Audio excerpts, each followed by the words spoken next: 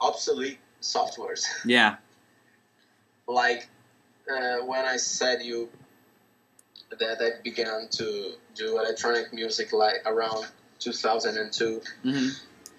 I mostly used the very same softwares I used there and that time.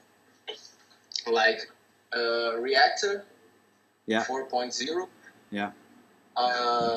My basic editing software is Cool Edit Pro, Yeah. which is no longer exists. Yeah, we're familiar with that too. Yeah. What else? Max MSP. C Sound, which I love. I think it's great. It's kind of romantic using C Sound. Yeah. But many people don't realize that the calculations C Sound softwares use is so exact. Is so well cut mathematically. Yeah. That you got so much great effects. It's really, really hard to work with that. For doing like 20-second piece, you spend a week, and it's like people in the 50s used to do. Yeah. I definitely understand that they, it's not as consumer based. They're not worried about, visualizations and stuff like that so much as they are the actual function of the processor. Yeah. That's definitely exactly. I see lots of benefit, especially with PD, Max MSP. It's purely functional. It's they're sacrificing a lot, it's just for pure functionality. Of course. That's personally what I love about PD.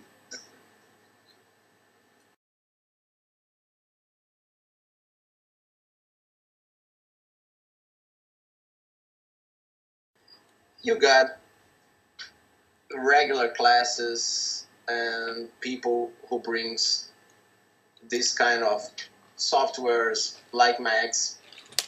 It was bring for me throughout the university and one of its teachers. Yeah. In fact, we have two major teachers on my university here on Rio de Janeiro. And it's funny because one of them brought me the Max MSP stuff and live software stuff, like Reactor also. Yeah. And the other brought me the most romantic stuff that I mentioned. That is DC Sound software. And not surprisingly, this last one is older than the first one. Yeah. Yeah. The first one is a really, really great composer. His name is Rodolfo Caeser.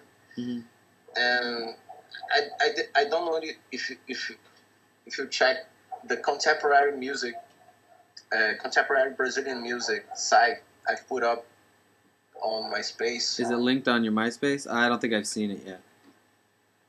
Yes, it is. You have on it on my top friends. Yeah. So you check it. Then right now we ain't have no Rodolfo Caeser's song, but we have some links there. Especially the first one, Sussurro, which spells SURRURO.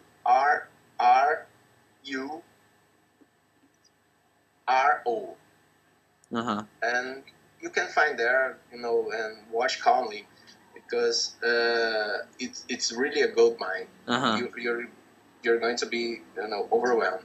Well, so this guy is like 50. He's on his 50s. I don't know what is his age exactly. Yeah. But the other guy is on his 30s.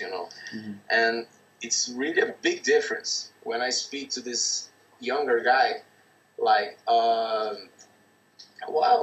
what do you think about C Sound softwares and this DOS softwares. It's all about text. And he thinks that it's too romantic, and we got a lot of different interfaces, both from Max MSP and Reactor, and many presets and everything. And he's not much keen of it, but he doesn't at the same time deny that. He thinks it's something that is very good for you to get on the basics of the electroacoustic stuff, and that's it. Yeah. I mean, I guess I went out too much. Yeah, it's all right.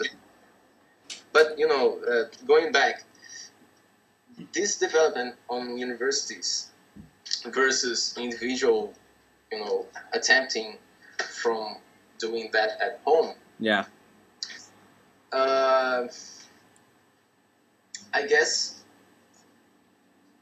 in the end, it's the very same thing. The very difference, it is that when you're doing that at home with a background from electronic music you hear when you go out on the weekends, on clubs or anything. In the end, the very background, it is what gives you the will for you to compose, one thing or another. So when you are in university, you get some background, like the teacher show you some music, electroacoustic music done since the 1950s, and give its history, and also you can do it that by yourself, before or even when you are in university. But I guess that the very difference is that, because I know people who did electronic stuff at home without being on university, and also, in the streets, going to clubs and listening, like I always did, But I see people, but in fact, I did both. I did both, always. But I see people who never came to university and explores, such great things as the person who is in university. Yeah. And I think in the end, the great difference is the provocation. When you have a background that gives you a large variety of styles and genres, you're definitely going to make some very original music. And on the other hand, when you have a background which is always the same stuff, like using your example, like hip hop. I love hip hop. The thing is, sometimes especially on Brazil, sometimes you have only one kind of hip hop genre. We definitely understand that out here. So people don't get much around out of that, Yeah. That's something. But in the end, I think that music on the electronic music on university is very healthy, Yeah. Very good. Yeah. So do you think that the Brazilian public outside of the university is supportive of experimental electronic